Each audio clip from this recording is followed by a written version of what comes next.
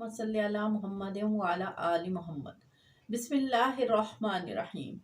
नाज़रीन कराम, हज़रत अब्दुल मुत्तलिब हजूर पाक सल्लल्लाहु ताला अलैहि व आलिहि वसल्लम के दादा थे। हज़रत अब्दुल मुत्तलिब अल्लाह तबारक व ताला के बड़े ही बरगज़ीदा पैगंबर थे। आपने सारी ज़िंदगी कभी भी किसी बुत के सामने सजदा नहीं किया और ना ही आपने उसके आगे कोई ताज़ीम की।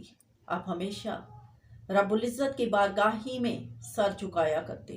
आपने कभी शिरक नहीं किया बल्कि अल्लाह अज़्ज़ा वजल को वाहदहू ला शरीक मानते। हर साल रमज़ान शरीफ में गारे गिरा में तशरीफ़ ले जाते। पूरा महीना अल्लाह अज़्ज़ा वजल की याद में गुजार देते। मक्का शरीफ में जहालत का दौर दौरा था। जुल्म करना, बगावत, चोरी, महरम औरतों से निकाह कर लेना, नंगे होकर बैतुल्लाह का तवाफ़ करना, शराब पीना, लड़कियों को जिंदा दफन करना, ये बहुत बड़े जुर्म हैं। लेकिन मक्का शरीफ और अरब के बाशिंदे इनको जुर्म की बजाय अच्छी निगाह से देखते और बहादुरी की अलामत समझकर इलानिया इन जुर्मों को किया जाता। हज़रत अब्दुल मुत्तलिब रज़ी अल्लाह ताला अन्हु नूर मुहम्मदी सल्लल्लाहु ताला अलैहि व आलिहि वसल्लम के सदक़े से इन तमाम गुनाहों से ना सिर्फ महफूज थे बल्कि हमेशा इन गुनाहों को बुरा करार देते हुए लोगों को इस गुनाह से मना किया करते। यही वजह कि अरब के लोग आपको सैयदुल कुरैश और अशरफुल कुरैश कहकर, सरदार कहकर बुलाते थे और बड़े बड़े लोग आपके चेहरा अनवर को देखकर हैबत में मुब्तला हो जाते और आपकी ताज़ीम और तकरीम करते। चुनाचा अरब शरीफ का एक अजीम वाक़या जिसे अल्लाह तबारक व ताला ने सूरत फील के अंदर नाज़िल फरमाया, अलम तरा कैफ़ फ़अल रब्बुका बिअस्हाबिल फील, क्या तुमने नहीं देखा कि हमने हाथी वालों के साथ क्या सलूक किया। ये अजीम वाक़या इस तरह से हुआ नाज़रीन।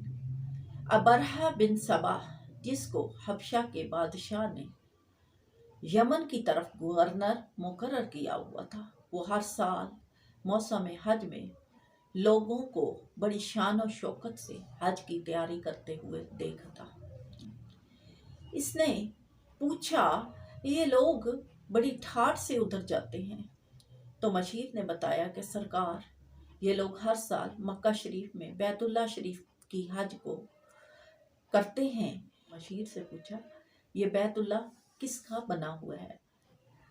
मशीर ने जवाब किया, हजूर, ये इमारत बज़ाहिर तो ईंट और पत्थर की है मगर इसकी तामीर करने वाले अल्लाह रब्बुल इज़्ज़त है और इसको तामीर करने में जो मिस्त्री का किरदार अदा करें वो जनाबे खलीलुल्लाह हैं और मजदूरी का काम जनाबे ज़बीउल्लाह हज़रत इस्माईल ने अदा किया।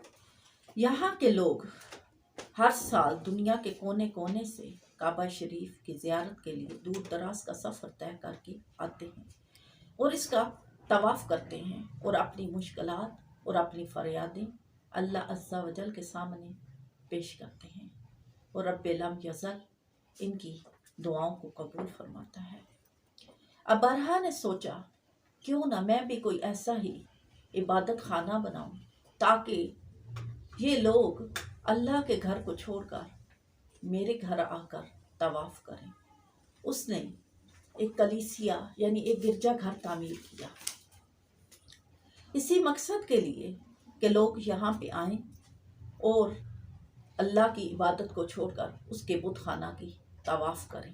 चुनाचा अबरहा ने अपने इलाका के माने हुए माहिर तामीरात को अपने दरबार में तलब किया और उनको हुक्म दिया कि यहाँ एक ऐसी आलिशान सोने चांदी जवाहरात से मुज़य्यन इमारत बनाएं ताकि लोग इसको देखकर हैरान हो जाएं।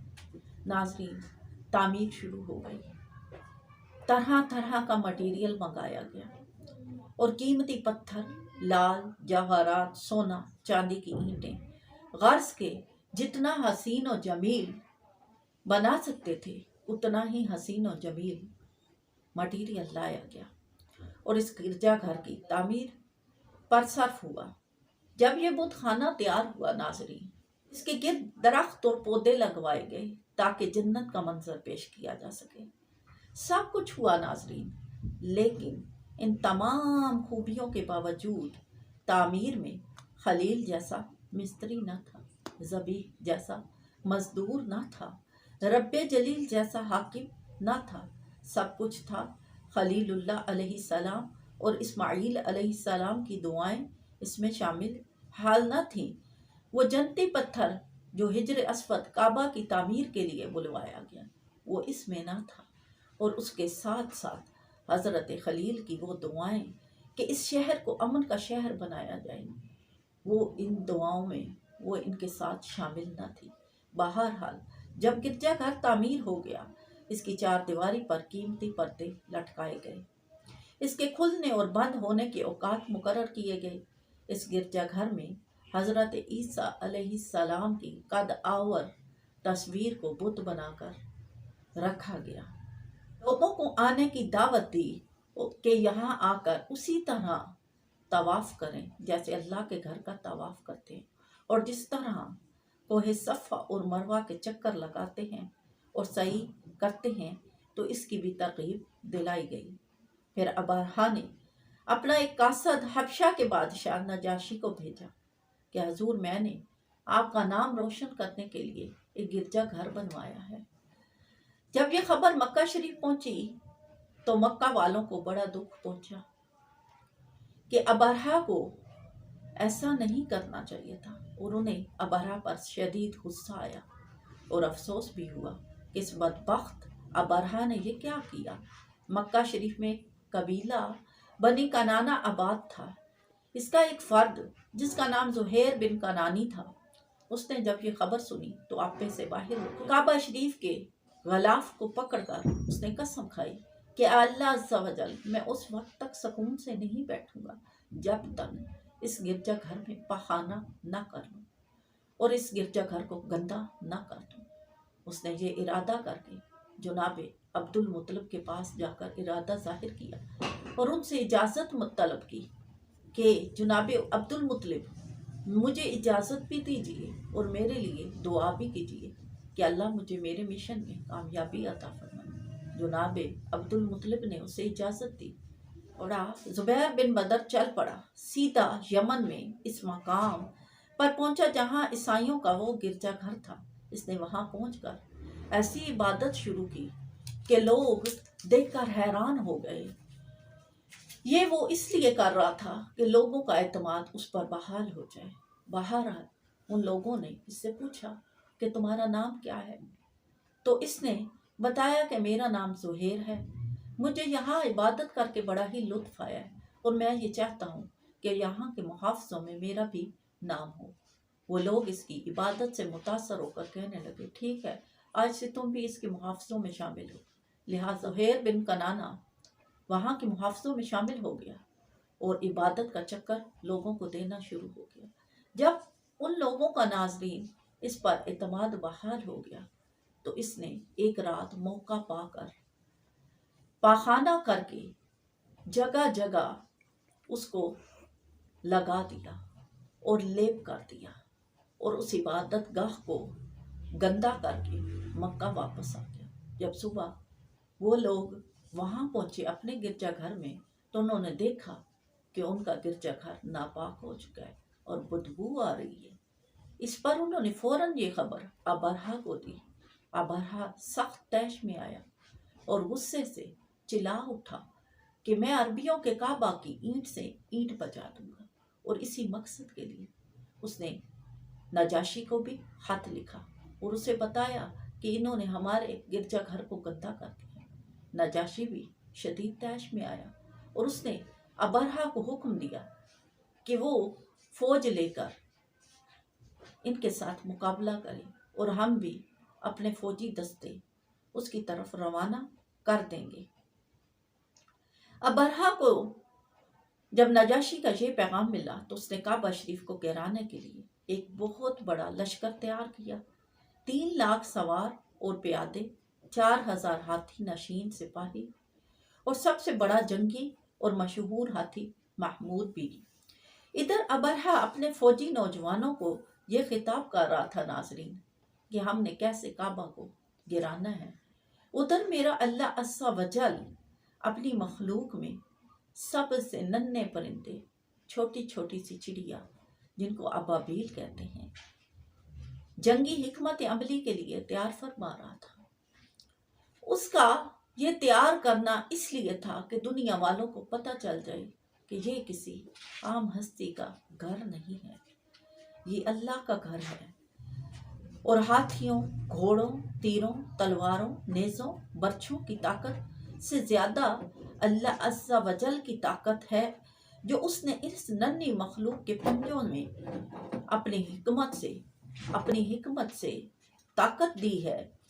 और एक मामूली सी कंकरी भी उसके हुक्म पर इतनी ताकतवर है कि वो किसी हाथी तो क्या, तमाम लोगों को ख़त्म करने के लिए काफ़ी है।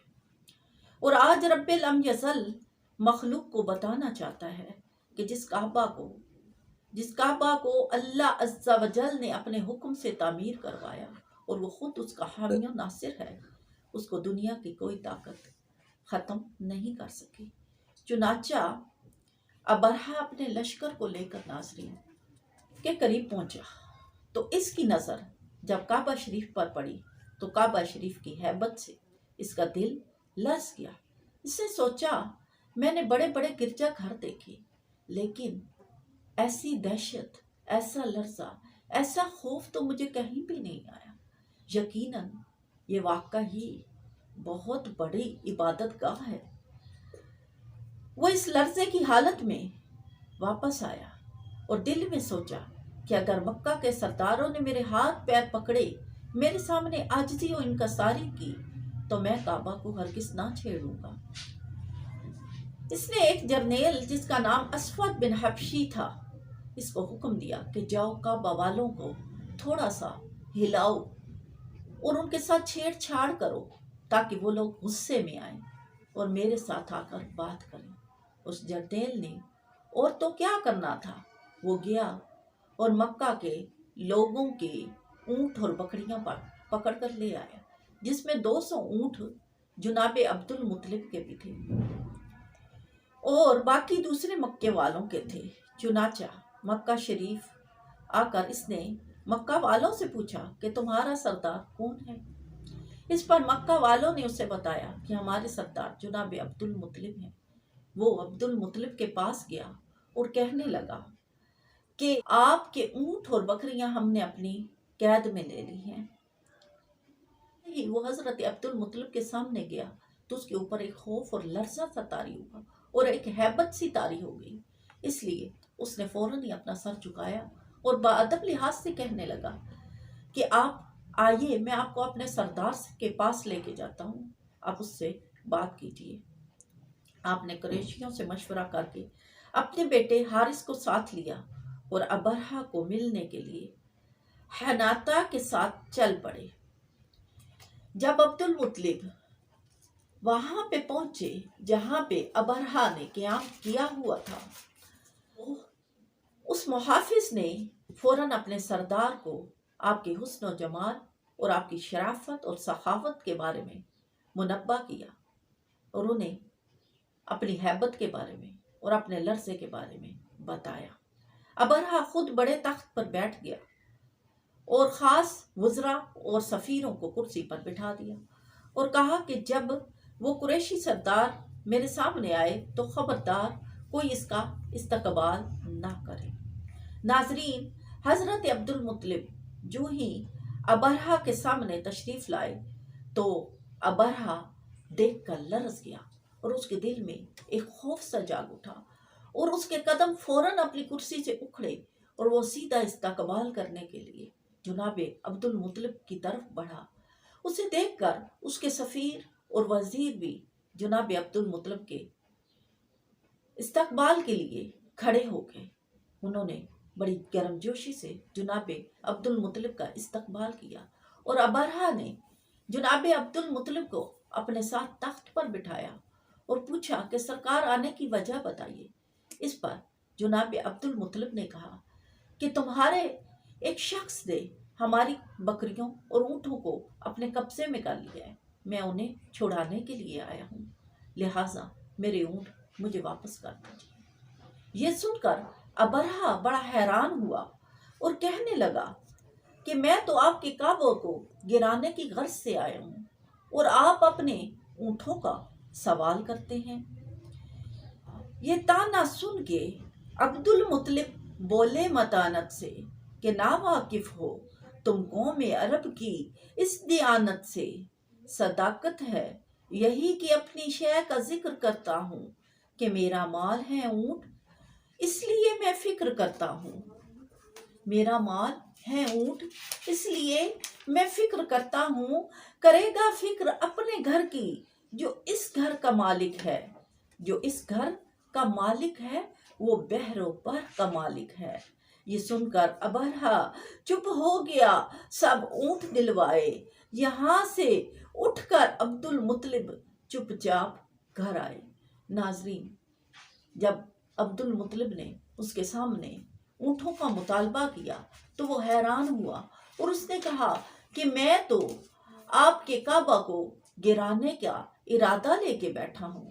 اس پر جناب عبد المطلب نے بڑے ہی دلیرانہ لہجے سے کہا، ہمارے اونٹ اور ہمارے جانور چونکہ ہمارے ہیں اس لیے ہم ان کا مطالبہ کرتے ہیں اور کعبہ کا مالک خود اپنے گھر کی حفاظت کر سکتا ہے، لہٰذا آپ ہمیں ہمارے اونٹ اور بکریاں ہیں ہمیں لوٹا دو۔ ابرہہ نے حضرت عبد المطلب سے کہا کہ جائیں اور اپنے اونٹ واپس لے لیں، لیکن فوراً ہی اس نے اپنے مشیر خاص کو حکم دیا کہ عبد المطلب کو تمام اونٹ تو واپس کر دو، لیکن اونٹ دینے سے پہلے ہمارے خطرناک محمود ہاتھی کے پاس لے جاؤ تاکہ اس کے دل میں ہمارے اور ہمارے ہاتھی کی ہیبت پیدا ہو جائے۔ ابرہہ نے یہ بات اس لیے کہی ناظرین کہ اس سے معلوم تھا کہ عرب والوں نے پہلے کبھی ہاتھی نہیں دیکھے اور یہ چاہتا تھا کہ ان کے اوپر لرزہ طاری ہو جائے۔ دیکھیں اللہ تبارک و تعالیٰ کی تدابیر کتنی زبردست ہے کہ اللہ تبارک و تعالیٰ نے ایک جانور کے دل میں بھی یہ بات ڈال رکھی ہے کہ اللہ تبارک و تعالیٰ بڑا مہربان ہے۔ جیسے ہی ابرہہ کا مشیر جناب عبد المطلب کو لے کر ہاتھی کے سامنے گیا تو کیا دیکھتا ہے کہ ہاتھی فوراً سجدے میں گر گیا اور فوراً اٹھ کے جناب عبد المطلب کو مخاطب کر کے ان کی بولی میں ان سے بات چیت کرنے لگا۔ اس نے انہیں سلام کیا ہو اور آپ کے اس نور پر سلام ہو جو آپ کی پست مبارک میں ہے اور آپ کے چہرے پر چمکارے مار رہا ہے۔ عبد المطلب رضی اللہ تعالی عنہ نے اپنے اونٹ لیے اور واپس مکہ تشریف لے آئے۔ ناظرین، حضرت عبد المطلب نے تمام حالات اپنی قوم کو بتائے کہ ابرہہ قریش مکہ پر حملہ کرنے کا ارادہ لے کے بیٹھا ہے اور کعبہ کو ڈھانا چاہتا ہے۔ اس پر قریش مکہ کہنے لگے کہ اب کیا ہوگا؟ عبد المطلب نے انہیں تسلی دی اور فرمایا کہ اللہ یقیناً بہتر کرنے والا ہے اور جو رب العزت کو منظور ہوگا وہی ہوگا، باقی تم اپنی فکر نہ کرو، اپنا ضروری سامان لے کر پہاڑوں پر چلے جاؤ تاکہ اب لشکری فوج تمہیں یا تمہارے بچوں کو کوئی نقصان نہ پہنچا سکے۔ جب لشکر واپس چلا جائے گا تو واپس اپنے گھروں کو لوٹ آئیے گا۔ تمام لوگ ناظرین گھروں کو چھوڑ کر پہاڑوں کے اوپر چلے گئے اور چھپ گئے، لیکن جناب حضرت عبد المطلب پہاڑ کے اوپر نہ گئے۔ اور جناب سیدہ طیبہ طاہرہ حضرت آمنہ رضی اللہ تعالی عنہ سے بھی فرمایا کہ بیٹا آپ بھی پہاڑوں پر مت جانا۔ انہوں نے عرض کی بابا جان کیوں، کیا وجہ ہے کہ میں پہاڑوں پر نہ جاؤں جبکہ آپ نے سارے قبیلے کو حکم دیا ہے؟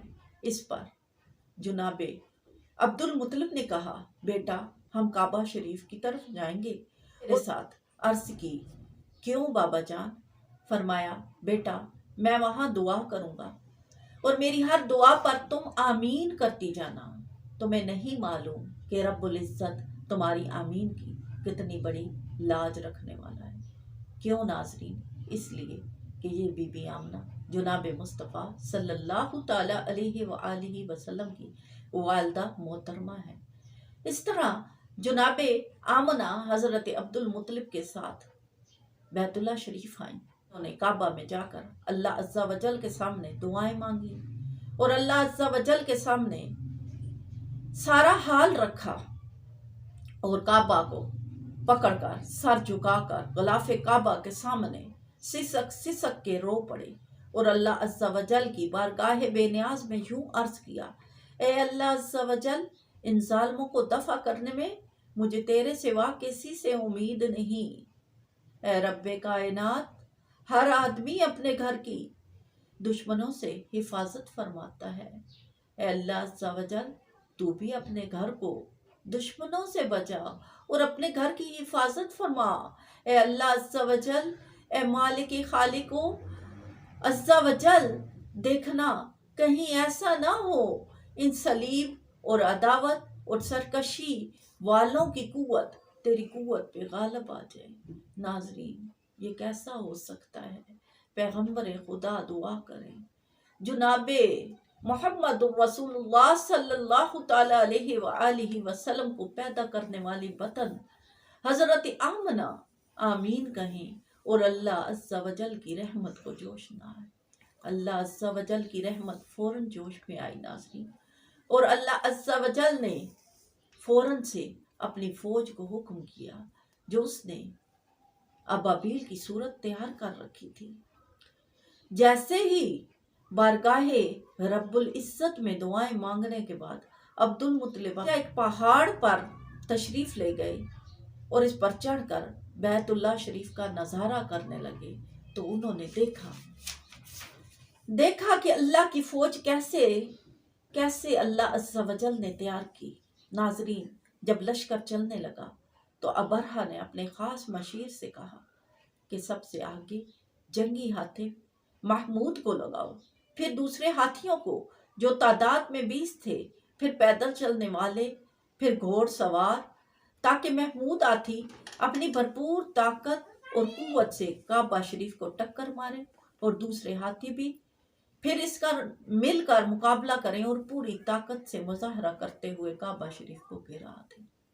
ناظرین، ہوتا وہی ہے جو منظور خدا ہوتا ہے۔ ان کی تدابیریں، ان کی چالیں اور رب العزت کی تدابیر یقیناً سب سے بڑھ کے ہے۔ ہوا یوں ناظرین، ایک نوجوان جس کا نام نفیل خشمی تھا، اس کو ابرہہ نے قید کر رکھا تھا۔ وہ دوڑتا ہوا محمود ہاتھی کے پاس آیا اور اسے کہنے لگا: اے ہاتھی، آج تیرے امتحان کا وقت ہے، دیکھنا کہیں کعبہ کے اوپر حملہ کر کے اپنے لیے جہنم نہ سلیکٹ کر لینا۔ ایسا نہ ہو اللہ تبارک و تعالیٰ کے غضب کو تم آواز دے دو۔ اس لیے میں تمہیں مشورہ دیتا ہوں کہ کعبہ پر حملہ مت کرنا۔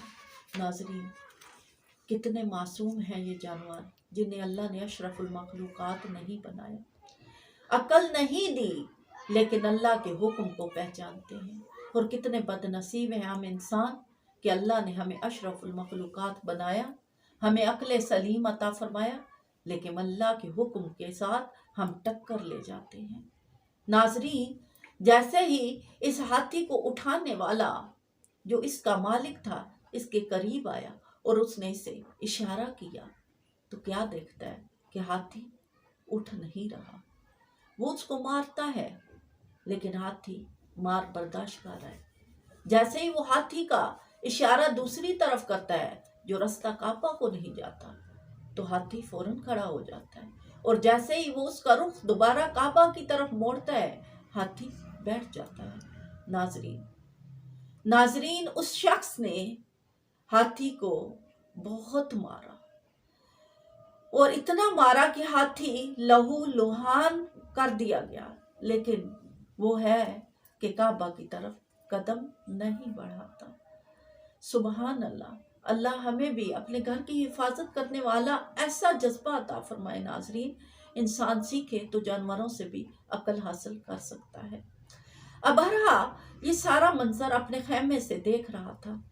وہ بڑا گھبرایا، سخت پریشان ہوا۔